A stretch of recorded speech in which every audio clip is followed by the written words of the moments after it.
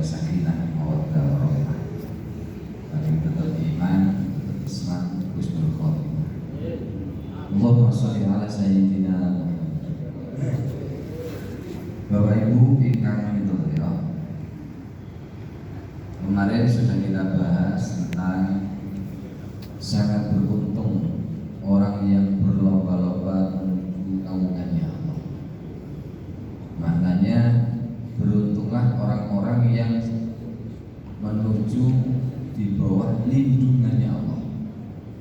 Salah satunya orang yang berlindung di bawah naungan Allah adalah alladzina idza utul haqqah wa biduhu wa idza subiluhu badalu.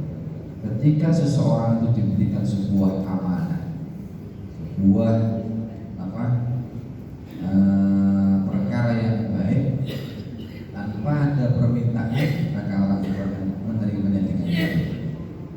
Dan ketika amanah itu kemudian diminta kembali, maka orang itu juga ridho untuk memberikan. Maknanya apa? Maknanya setiap apapun yang kita miliki, semua itu datangnya dari Allah dan akan kembali kepada Allah Subhanahu wa Ta'ala. Jadi kalau kita itu memahami lafaz inna lillahi wa inna ilaihi raji'un, insya Allah tidak akan ada rasa sedih, rasa bersalah terhadap apapun yang kita miliki dan apapun yang akan hilang dari diri kita. Karena apa? Semuanya adalah datangnya dari Allah dan akan kembali kepada Allah. Semuanya yang ada di muka bumi adalah miliknya Allah. Setiap perkara yang menyenangkan semuanya miliknya Allah. Maka kita tidak boleh harapannya sadar diri, maka kita adalah tidak boleh sombong. Dan nanti ketika kita mengalami sebuah perkara yang buruk, maka kita juga tidak boleh bersedih, karena semuanya juga daripada Allah Subhanahu wa Ta'ala. Itulah. Maka apa? Kalau orang sudah seperti itu, insya Allah orang itu akan hidupnya akan tenang. Saudara. Nah, disebutkan lagi kemarin, orang yang bahagia adalah salah satunya orang yang bahagia adalah beruntung adalah orang yang setiap malam itu bisa melaksanakan ibadah haji dan jihad. Ada lagi. Siapa itu? Satu adalah rajulun masrurun wa iyalin muta'affifun qa'inun bil yasiri minad dunya yadkhulu alaihim dha'ifan wa yakhruju minhum dha'ifan. Wa walladhi nafsi biyadihi innahum humul hajjuna al-ghazuna fisabilillah azza wa jalla. Sangat beruntung orang yang setiap malam itu bisa berangkat haji, bisa melaksanakan ibadah haji dan bisa jihad di pagi hari. Mana dapat pahala. Siapa itu? Adalah rajulun masturun, orang yang tidak terkenal. Jadi ternyata orang yang tidak terkenal ini termasuk orang yang bisa dikatakan orang apa? Bisa berangkat haji tiap malam. Makanya dengan berusaha khawatir. Jadi wong nggak terkenal itu berpencili hati. Iya. Nggak terkenal yang punya banyak anak. Kemudian lagi apa? Muta'affifun, mencegah jangan sampai minta-minta. Berdiri di atas kaki sendiri, hidup atas usaha tangan sendiri, tidak pernah minta-minta, menggantungkan diri kepada orang tidak. Kemudian apa? Oh, ini bil yasiri minad dunya, merasa cukup dengan rezeki yang diterimanya. Qana'ah. Yadkhulu alaihim dhahikan wa yakhruju minhum dhahikan. Ketika dia berkumpul dengan suatu kelompok, kelompoknya selalu tertawa, ditinggal di tetangga. Maknanya Allah menyenangkan itu. Tidak sedih, tidak diri. Ya. Nah, tunjukkan kalau diri kita wajah tersenyum di hadapan semua orang, seakan-akan kita selalu orang yang bahagia. Tidak perlu ditutup. Makanya dalam dawuh Kanjeng Nabi Nabi, qad aflaha man aslam wa ruziqa kafafan wa qanna'ahu Allahu bima ata. Sangat beruntung sekali kalau orang itu man aslama, orang-orang itu masuk Islam. Ketika kita ini memasrahkan diri kita kepada Allah Subhanahu wa taala, pasrah kepada Gusti Allah, maka beruntunglah kita ini. Wis opo jare Gusti Allah. Bahasane kan opo jare Gusti Allah. Karena kita ini adalah hambanya Allah, jadi opo jare Gusti Allah. Ini pun gak ada mana asrah Gusti Allah. Dengan Nabi, qad aflaha man aslam. Sangat beruntung wong sing pasrah kehidupannya kepada Allah Subhanahu wa taala. Wa ruziqa kafafan. Kemudian apa? Rizkinya merasa cukup. Ya, merasa cukup. Karena dunia itu akan cukup untuk memenuhi kebutuhan hidup. Tapi dunia tidak akan cukup kalau memenuhi gaya hidup. Nah, tasime napa memenuhi kebutuhan hidup, insya Allah dunia pekerjaan apa mawon itu kebutuhan hidup ini apa? Yang paling inti adalah piye carane bisa nyambung urip. Lah nyambung hidup itu antara nyuwun sewu orang kaya sama orang miskin sama. Orang berpangkat sama rakyat cara nyambung hidupnya juga sama. Apa? Hanya dengan sebuah piring, hanya sepiring makanan, sepiring dua piring makanan. Cari mawon. Orang kaya masih buyau, kita pilih nggak paham gitu. Akan enggak. Orang miskin juga gini. Gak ada duit tapi kayak makmi rutin ya, insya Allah tuh ya Allah. Secara logika, gitu. Bukan berarti kemudian ya orang suke ya umurnya lebih jauh dari bangun sih gak ada duit. Nah, terus miskin belum tentu juga. Bisa-bisa sing suke itu apa pecah rumiyin, gara-gara memikir bicaranya ketemu zakat ini sampai bingung. Ya. Sehingga ada duit ya, kadang-kadang tidak bisa pecah rian karena memikir ya Allah. Jadi itu sama. Jadi kalau merasa cukup dengan apa yang diterimanya, itu insya Allah dunia akan cukup. Wa qanna'ahu Allah, dan terima qanaah dengan apa yang diterima.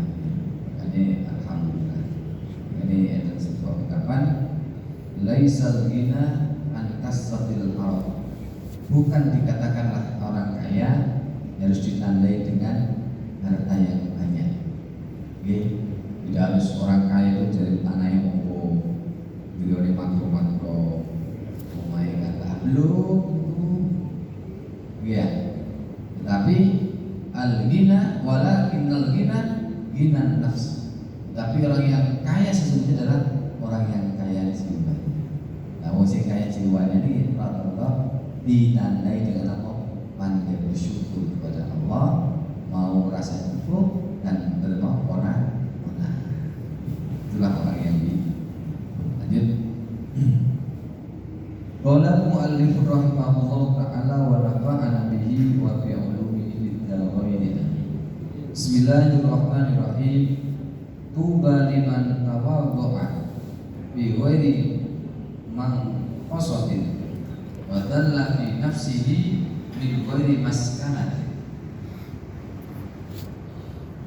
wa anfaqa min mali jam'ahu bi ghairi ma'siyah wa khalaqa ahlal fikhi wal hikmah wa rahima ahlal dhulli wal masr.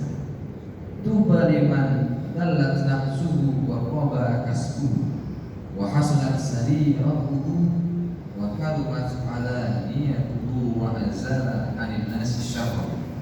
Tuba liman amila bi ilmihi wa anqara al-qabla min malihi wa amsaka al-qabla min qawlihi. Tuba beruntung liman ketui wong awadu akan awadu bi ghairi man kosotin tanpa ngurangi apa harga wadallah lan ngerasa wadallah lan ngerasa fi nafsi dalam awake dhewe bi wae maskanatin tanpa apa ngurangi ketenangan wa anfaqala nafaqake mimal saking arto jabahu kang den kumpulake biwai maksiatin tanpa apa ing dalam tanpa kemaksiatan bukan tanpa kemaksiatan wa kholatalan kumpul dan berkumpul bergaul ahlal fikih wal hikmah kumpul kali ahli fikih lan ahli hikmah wa rahima ahlad dzullilan nyayangi warahiman apa ini welas asih Allah duli ing wong kang binawal maskanatin wong kang miskin tuba lan beruntung liman dalat wong kang nginakake nafsu ing awake dhewe manane merendahkan diri wa qabalan beruntung kasbuhu maring apa pendamelan kang halal wa hasunat lan kang bagus apa sari rotuhu prilakune wa karumat lan mulya apa alaniyatu memberi nggih lakone wa azala an-nas lan ngedui ya wa azala lan ngedui an-nas ing manusa sarrukan bahaya itu kan elek ya dari kejahatannya tubalan beruntung liman amilah kedua wong amilah kang amal ilmi lawan ilmune wa anfaqolan nafaqo al-qatlah keluwian min malisaki antone wa amsaka lan kang ngeker al-qatlah luwian min qaulihi saking pengucapan sangat beruntung orang yang merendahkan diri atau orang yang tawadhu tanpa mengurangi harga dirinya. Sangat beruntung. Merasa sederhana tanpa menghinakan. Nah, tawadhu tanpa menghinakan. Untuk ngapunten ya Allah jangan sampai di tawadhu tanpa menghinakan itu adalah kita menghiasi diri kita ini.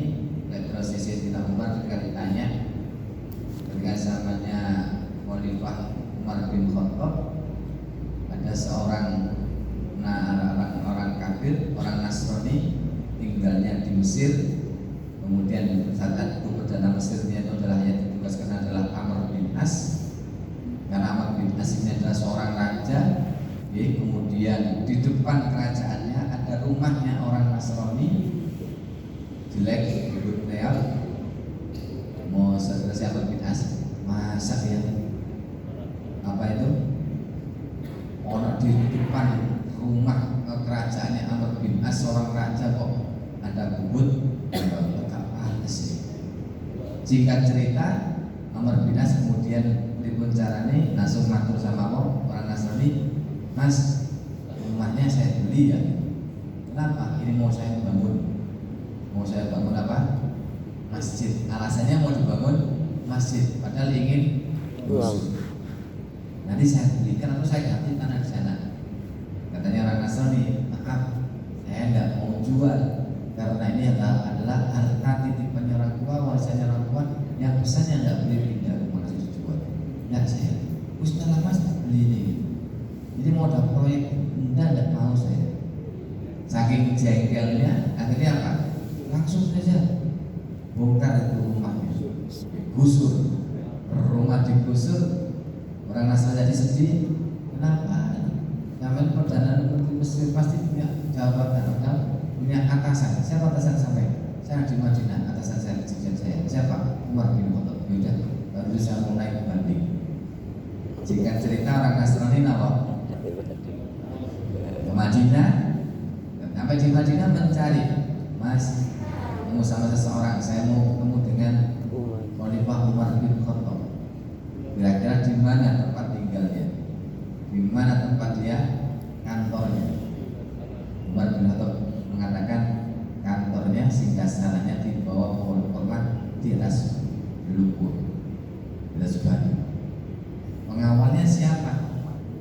miskin dan anak yatim. Baju kebesarannya bagaimana? Bajunya malu dan takwa. Makanya model baju takwa itu yang bisa dilakukan. Baju sing takwa itu bisa dilakukan. Jadi gitu. Malu dan takwa. Maknanya apa? Melihat itu langsung kira-kira saya bisa nemui di mana? Di depan sampean.